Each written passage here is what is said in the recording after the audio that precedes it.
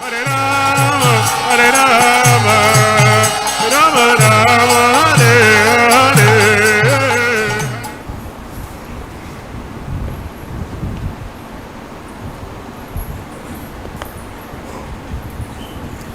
A reading from Srimad Bhagavad Gita, Cities, chapter 14. The three modes of material nature. Text number 6.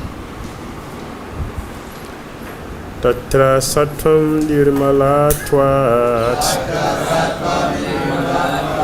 prakasakam anamayam sukha sangena bhatmati jnana sangena chanaga. Translation and purport by Divine Grace, Leslie Bhaktivedanta Swami Prabhupada ki. O sinless one, the mode of goodness, being purer than the others, is illuminating and it frees one from all sinful reactions. Those situated in that mode become conditioned by a sense of happiness and knowledge. Hare Krishna. Hare Krishna.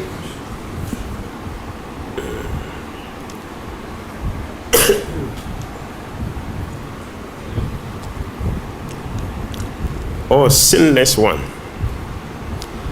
the mode of goodness, being higher and purer than the others, is illuminating and it frees one from all sinful reactions.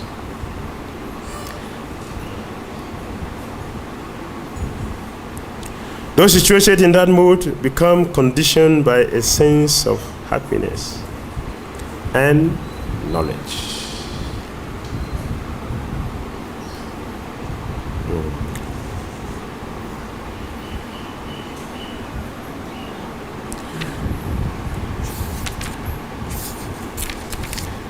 The chapter heading is the three modes of material nature. And the particular text or this section, Hare Krishna is describing how each of the modes condition us. The mode of ignorance condition us to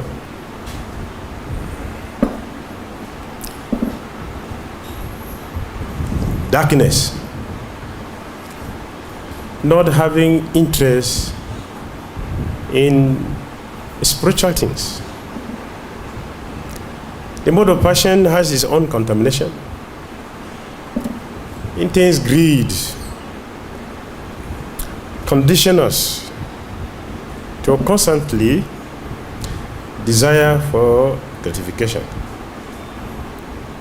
Similarly, the mode of goodness has its contaminations as well. According to this verse, the contamination is two: happiness and knowledge. The Christian said, this goodness is illuminating. Whereas others are not so illuminating. The goodness is illuminating. Why? Because it frees one from all sinful reactions. Passion and ignorance doesn't free one as such. But why goodness is also conditioning us? Ignorance and passion we understand. Goodness, it is said here to be better, purer than others. So, if it is purer, if it is freeing us from all sinful reactions, why conditioning again? It is conditioning because it is not transcendental. The modes, they are said to be three. So goodness is also within the mode. It's not free. Only transcendence is free. Means that now we are completely out of the modes. So, goodness is also conditioning because one is free from sins to some extent. In the mode of goodness, the situation is better. You see in the first canto of Srimad Bhagavatam, now the Muni met the Bhaktivedanta. By the association, he became purified and contacted their own nature, which is Krishna consciousness. So, he has no more desire for material things. Because according to him, he said, it was in my ignorance I was thinking to be separate from Krishna. But in actuality, we are one in quality. Now I can realize this by the powerful association of the Bhaktivedantas. I can realize that, ignorance makes a fool of me.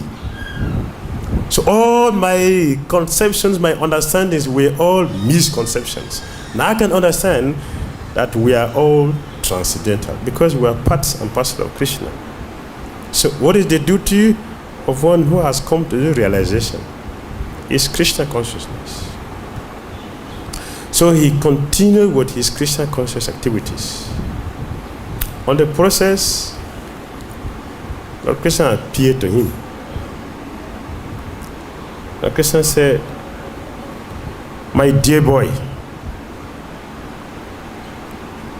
I have appeared before you to encourage you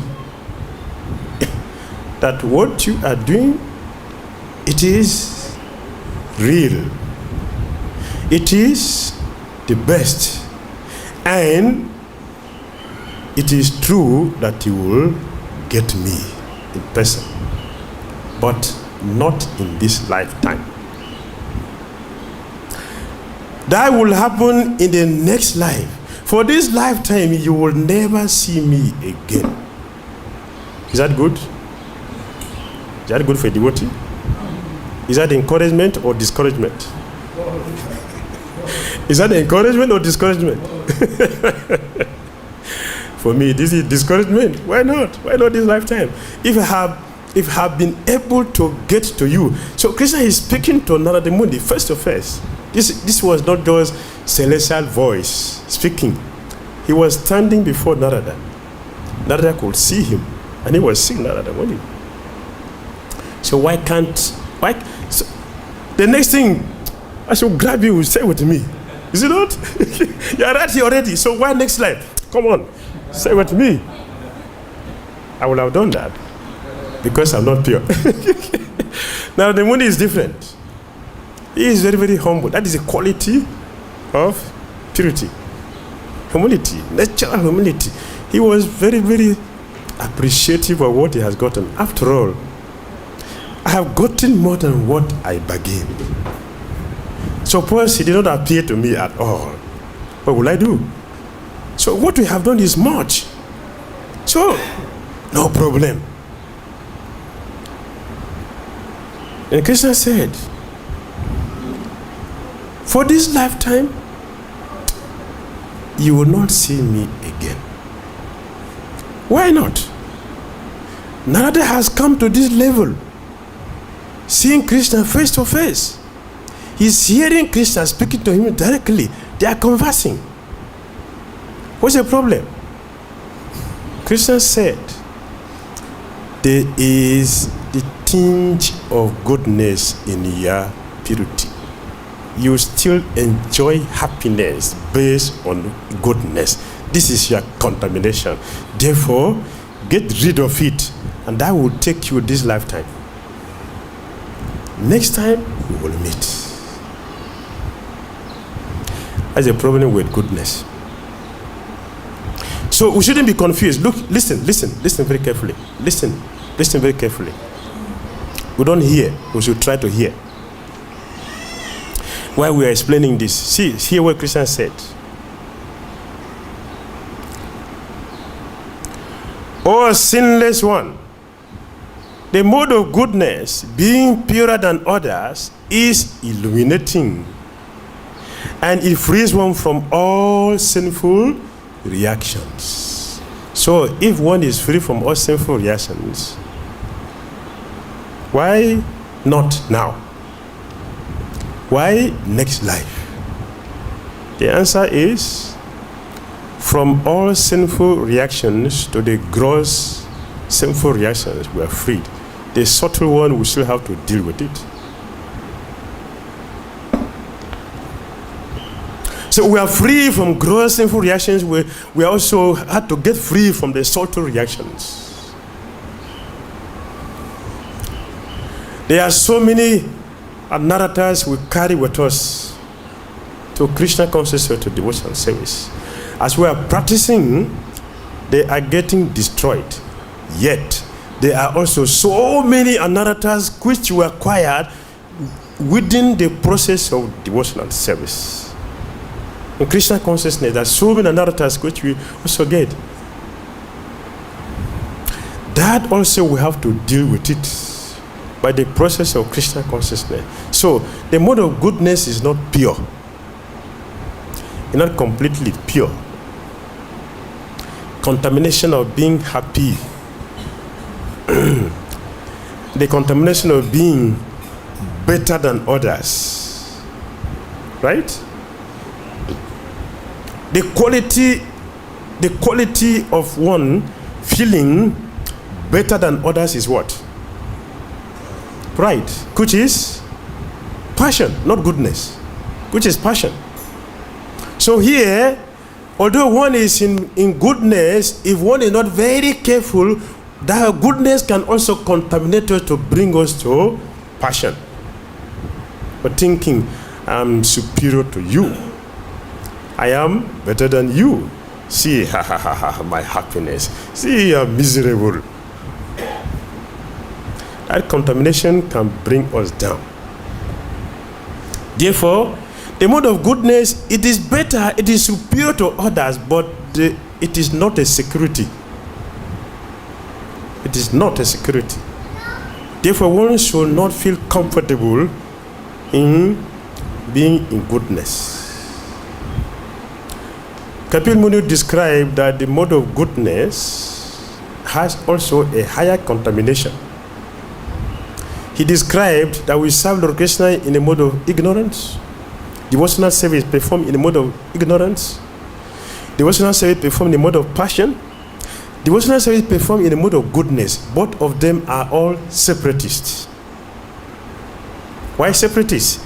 In a mode of goodness, one take to Krishna consciousness out of fear of sin.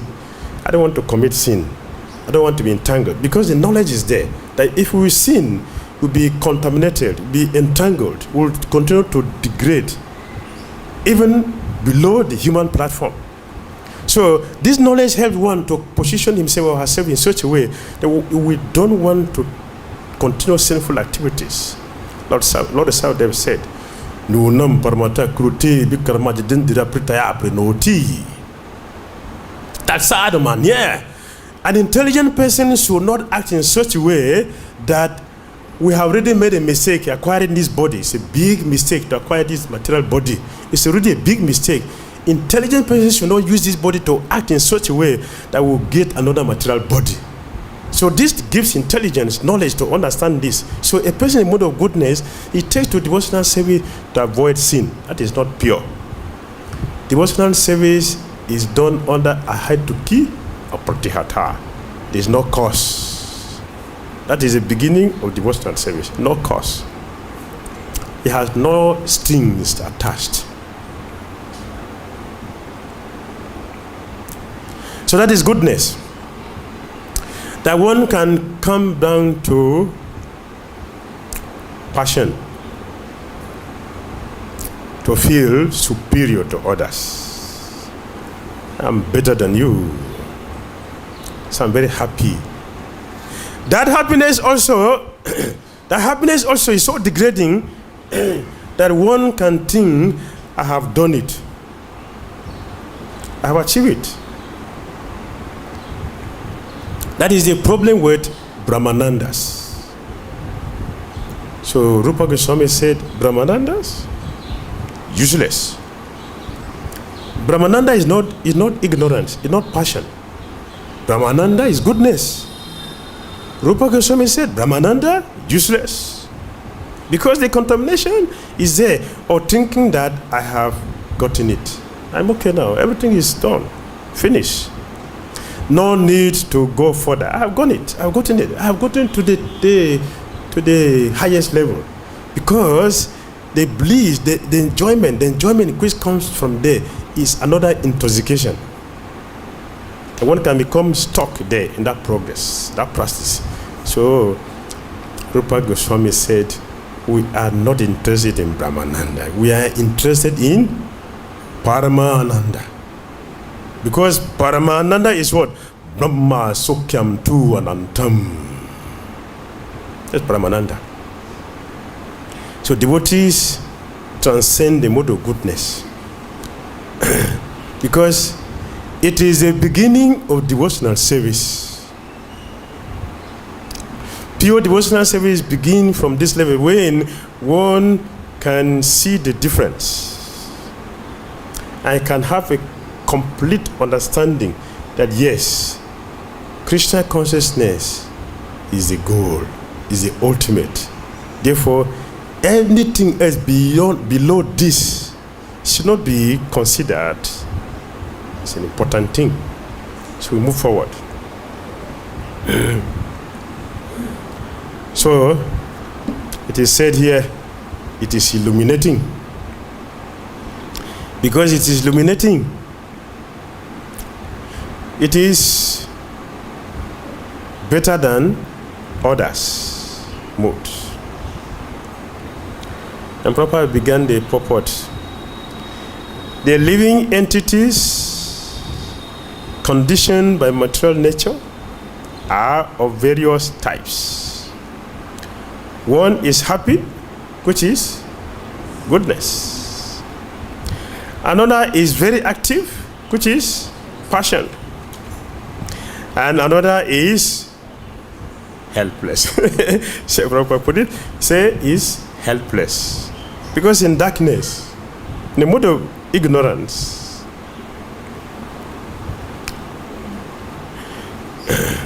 one does not see the need to take to the rigor of spiritual life. Why do I have to undergo all these difficulties? Why do I have to undergo all these difficulties when I'm already peaceful? Ignorance is peaceful. It's peaceful one. So one can settle on that ignorance and think there's no need to take all the difficulties. After all, one devotee told me, you know,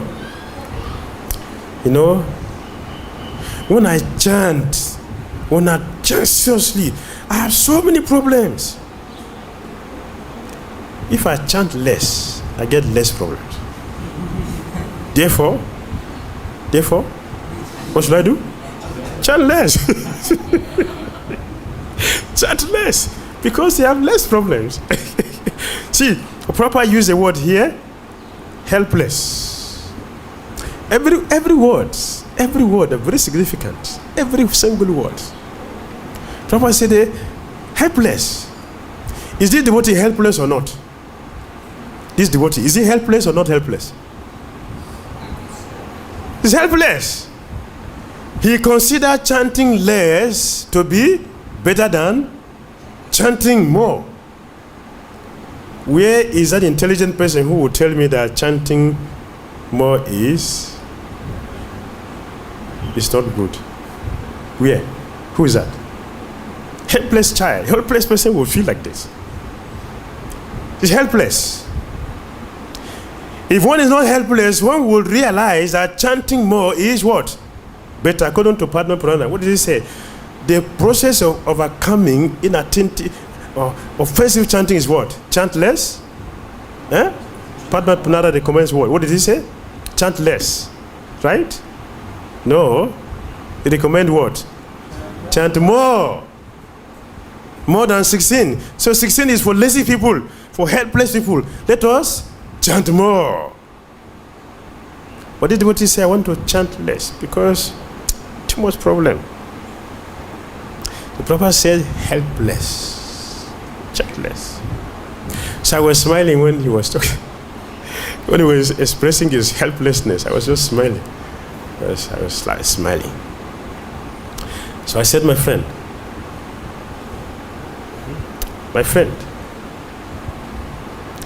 you see, if you helplessness, Prabhupada used the word helplessness.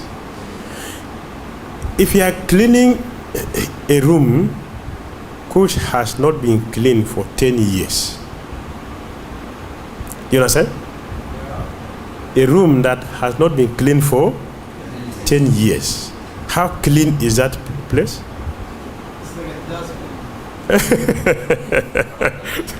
It does mean, right? Now, after 10 years, you have entered the room to clean. How will you feel?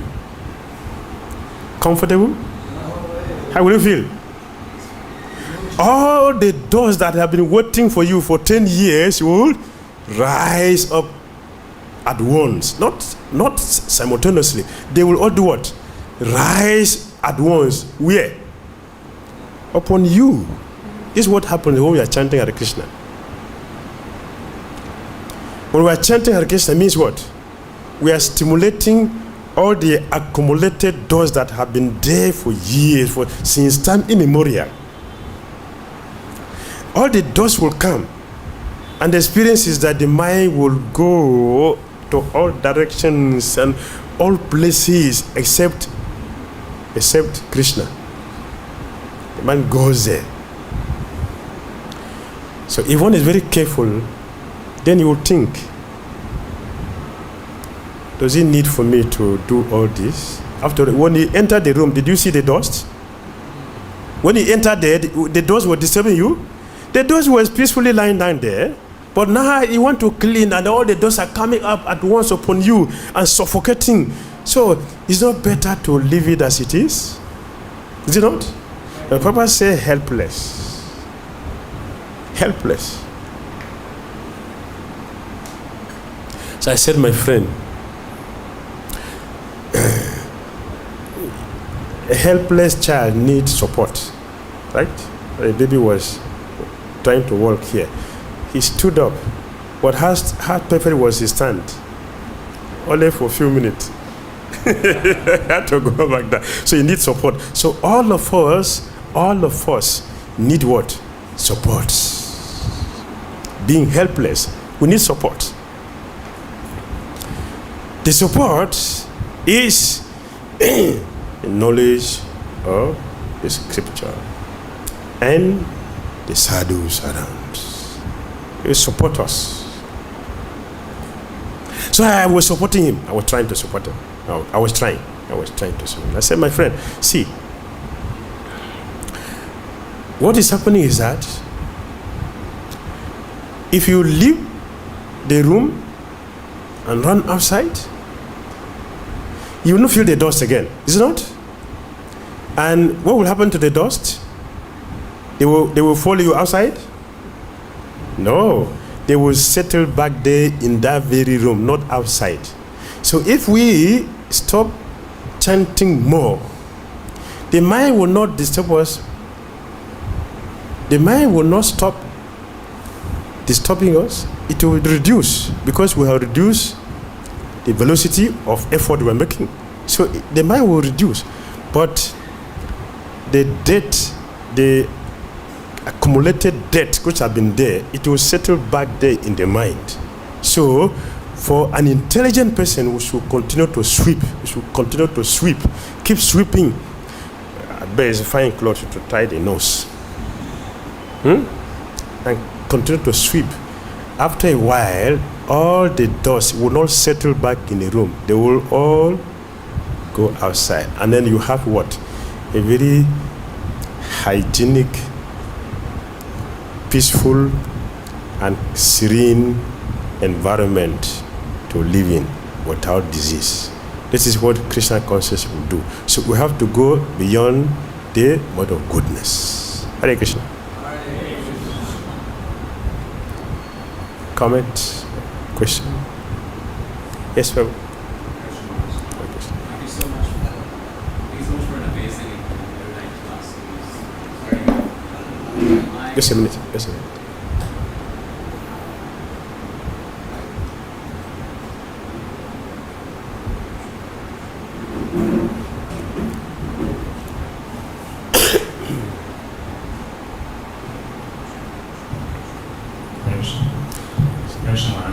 Thank you so much for an amazing and erudite class. It was very well presented. My question is about the mode of goodness. Like the way the way the Krishna consciousness movement is set up, like the way our spiritual life is set up, anyone who practices Krishna consciousness automatically, even if he's on the lower modes of nature, like the mode of ignorance or passion, he's automatically risen up to the mode of goodness. And a lot of us, a lot of missions are on the mode of goodness. But sometimes one may become a bit complacent and comfortable in the mode of goodness. So much so that one finds so much happiness that sometimes I've seen in my life, I even forget Krishna. Because I'm so happy in the mode of goodness.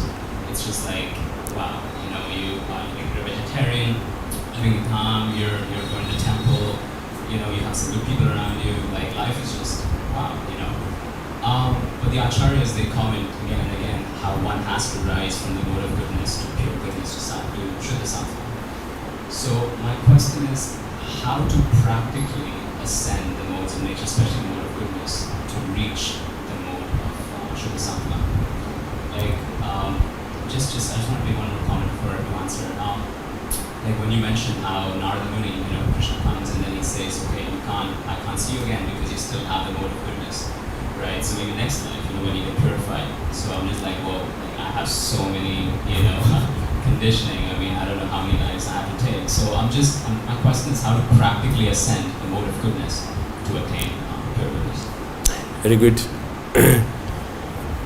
Very good.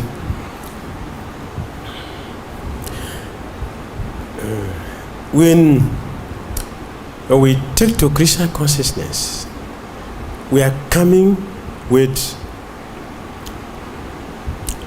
fire up spirit, because the fire of material energy has been burning us. So we are going to Krishna consciousness with the full force.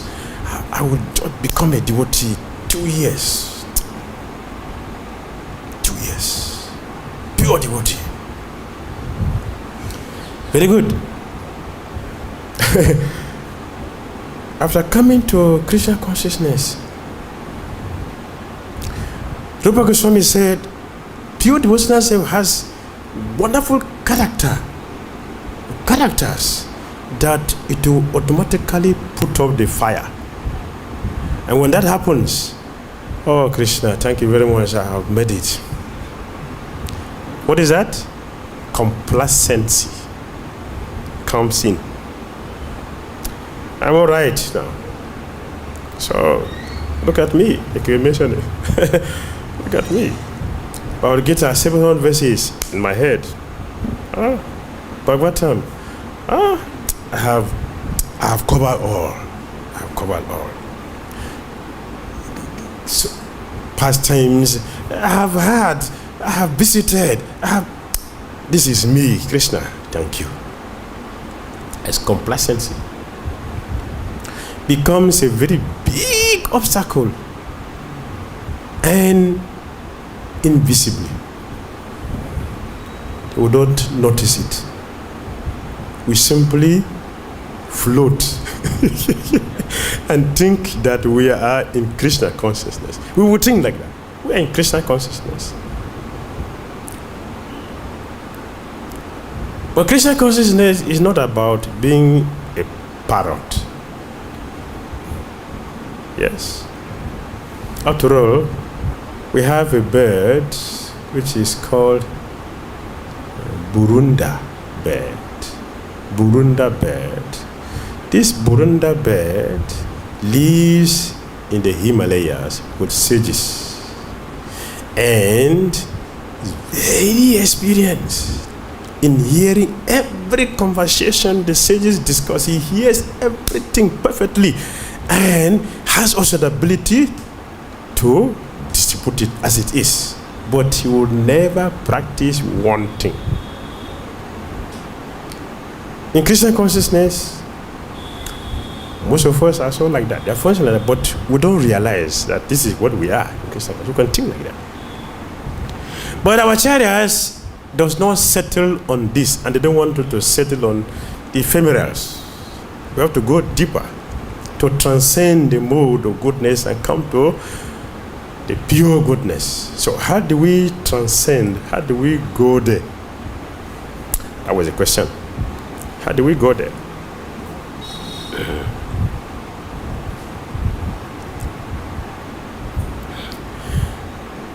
The system how to transcend goodness is already given to us.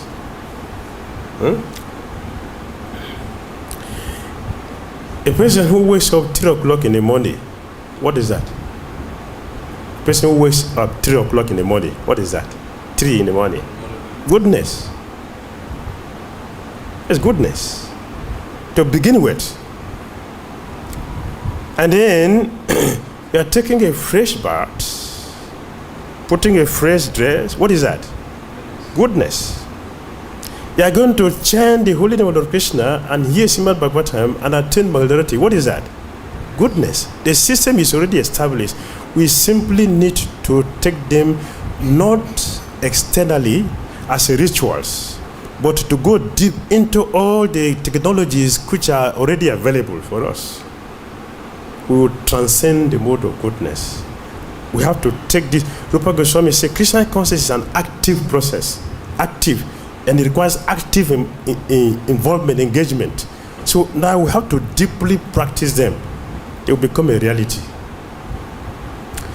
Eating sanctified food. What is that? Goodness. So we have all living in a clean environment. Where devotees were the same model. Look at your deities. Perfect system. It's already put in place. We simply need to go deeper every day. We are doing the same thing, but our consciousness should not remain the same. Did you know that after 1 year we are going to have Bhagavati by 7 o'clock or 8 o'clock? No, it will remain 4:30. It is not that we are going to chant, change.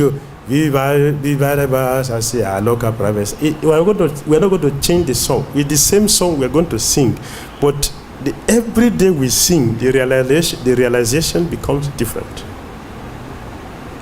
That is the process of transcendence. To take them deeply. Just on that topic, one other thought I have. In the class you mentioned devotional service should be performed without any tinge of personal motivation. Good. Let's say when we're doing spiritual practices, there might be some motivation to please the Guru, Vaishnavas, Acharyas, or even just to be, in the temple, just, be a good devotee. How does one transcend that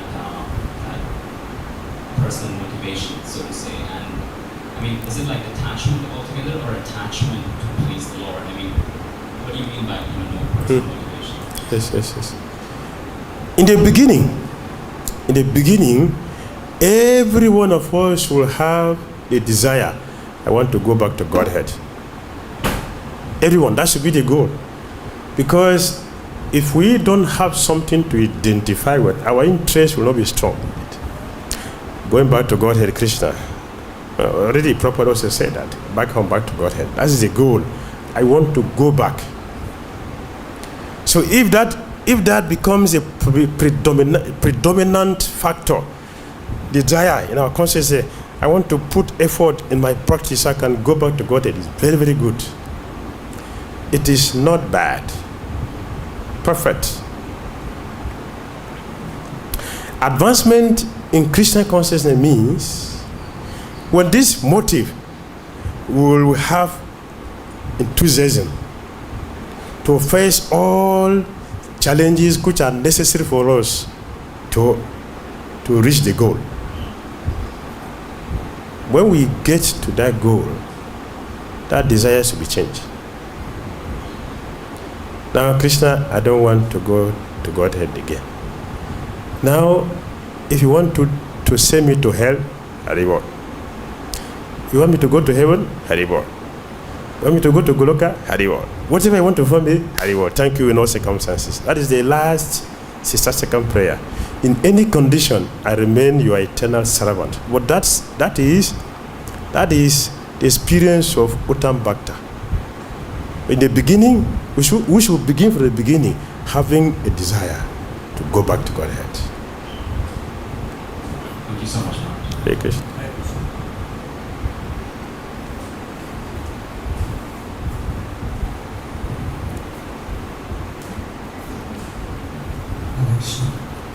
Maharaj, upon helpless, you are speaking about insisting on more helpless. You see, sometimes many devotees, they have their so many service, so they are engaging their service, so they think that sometimes chanting is difficult, or coming to Mangal Aarti, when they come to Mangal Aarti and they feel drowsy, they in the front of deity, they close their eyes, they are meditating, but actually they feel drowsy sometimes. So how we can help the devotee that he can think that when we are coming from Mangal Aarti, we should open our eyes and take darshan of the Lord. How we can help him, and how he is saying that he is engaging so many service, so he doesn't have much opportunity to chant more and more. Thank you.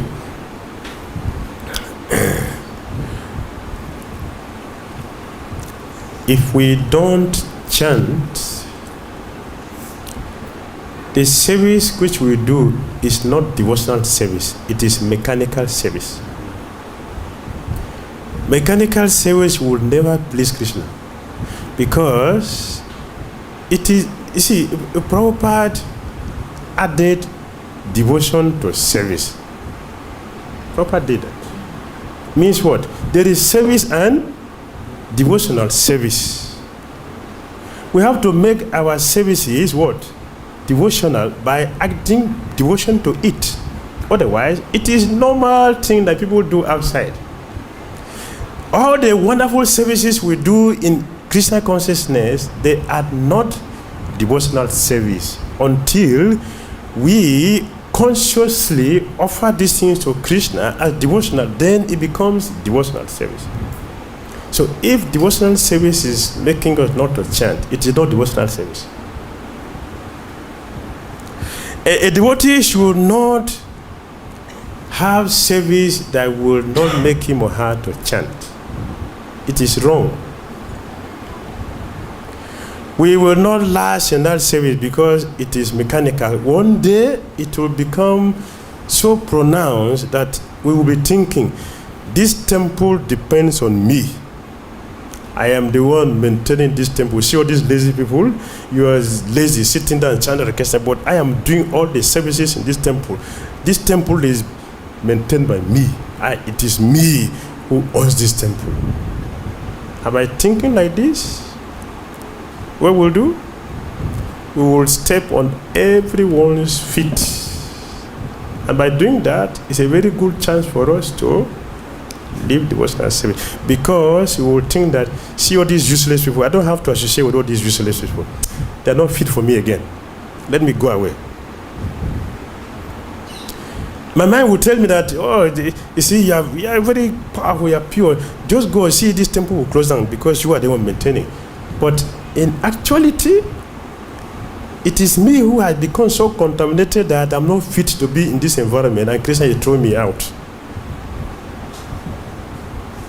But we don't see that because we're covered. So let us reduce the service so we can chant. we must chant before we do our service. If you don't chant before you do the service, that service is mechanical. Krishna will not take it. You see, if you enter the altar without chanting, if you enter the kitchen to cook without chanting,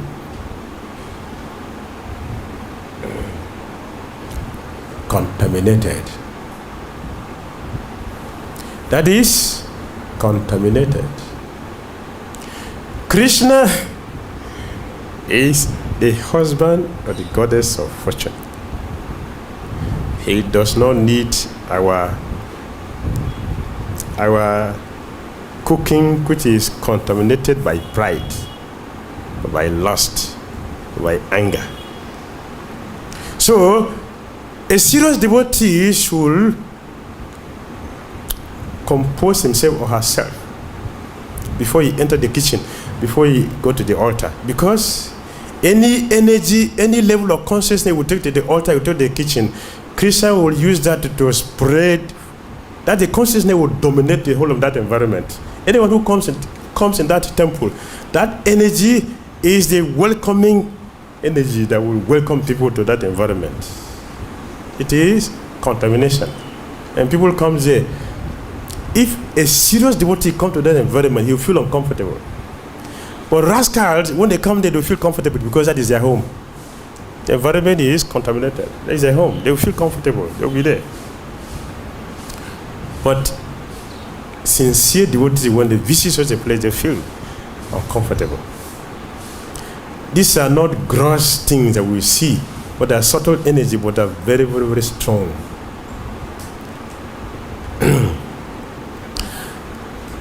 Dhira told Maharaja Yudhishthira, see, you are a Kshatriya. You know about weapon. Physical weapon, you know, it will destroy. But let me tell you, there is another weapon which is not gross. It's very, very subtle. But that subtle weapon is more powerful than the gross weapon which you know. So where you are going, be careful. So the subtle energy is stronger than the gross energy. So we should be conscious of that. That we are devotees means Krishna looks at the quality of what we are offering him. Krishna look at the quality. He doesn't see the external, but Krishna sees what we are offering. That is, see what is behind the offering. That is what Krishna will respond to. Devotees who are working so hard, so busy that they have no time to chant and not helping themselves. And those of us who are leading and giving this services to devotees without checking how devotees are functioning, we are also responsible for any sin that they will commit. We are responsible. We will share the karma.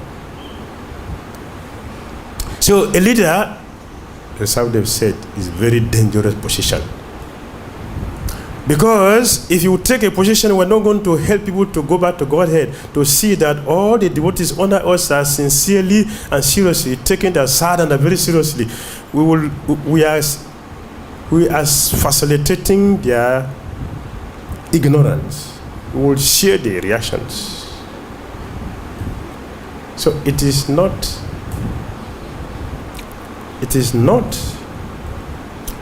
an easy situation to get a position and sit on a big chair and get all the wonderful facilities. They will offer you businesses first. They will offer you every item first. It's not so easy like that. All those things are offering to you are heavy loads if you don't know the science of channeling them to the supreme honor of everything. It becomes a very heavy load on our head. That is why many leaders have difficulties.